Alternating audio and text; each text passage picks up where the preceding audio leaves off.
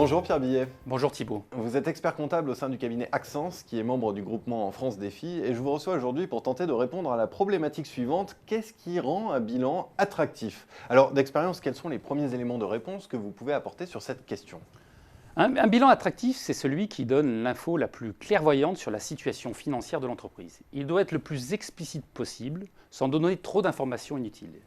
Mais on est sur une matière vivante, continue. En fait, on peut dire que le bilan parfait n'existe malheureusement pas.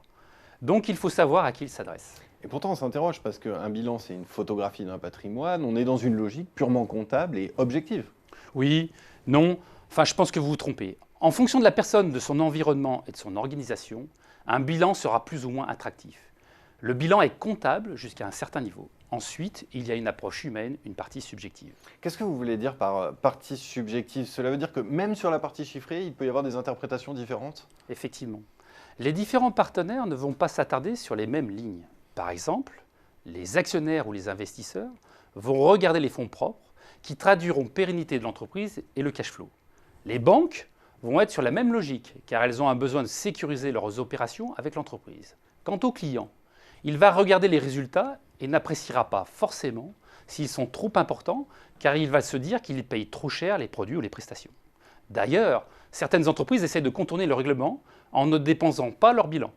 Certaines préfèrent être pénalisées pour ne pas donner des informations stratégiques en matière de compétitivité. Un bilan ne peut donc pas plaire à tout le monde. Tout à fait. Une entreprise qui perd de l'argent temporairement peut inquiéter les banques, ses fournisseurs, mais pourra se montrer très attractive pour des investisseurs ou un concurrent en recherche de parts de marché. Alors, qu'est-ce que ces exigences contraires impliquent pour l'entreprise au moment de la construction du bilan? À mon avis, les experts comptables doivent porter le plus grand soin aux annexes qui explicitent le bilan et le compte de résultat. C'est hautement stratégique. Par exemple, si pour une société on a un stock conséquent qui représente plusieurs journées ou mois de chiffre d'affaires, mais qu'il n'y a pas d'information dans l'annexe, n'importe quel partenaire peut avoir des doutes sur la qualité de la gestion du stock.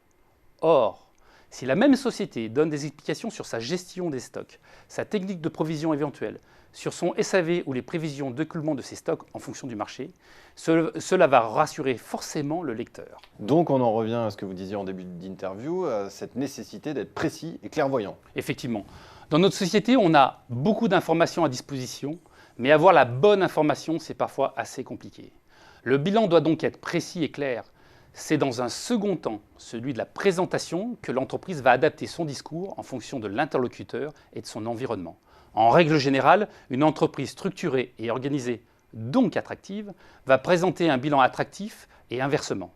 On rentre dans une logique de cercle vicieux ou vertueux. C'est donc tous les jours que l'entreprise doit s'interroger sur son attractivité. Eh bien Pierre Billet, merci pour cet éclairage. Merci. Merci.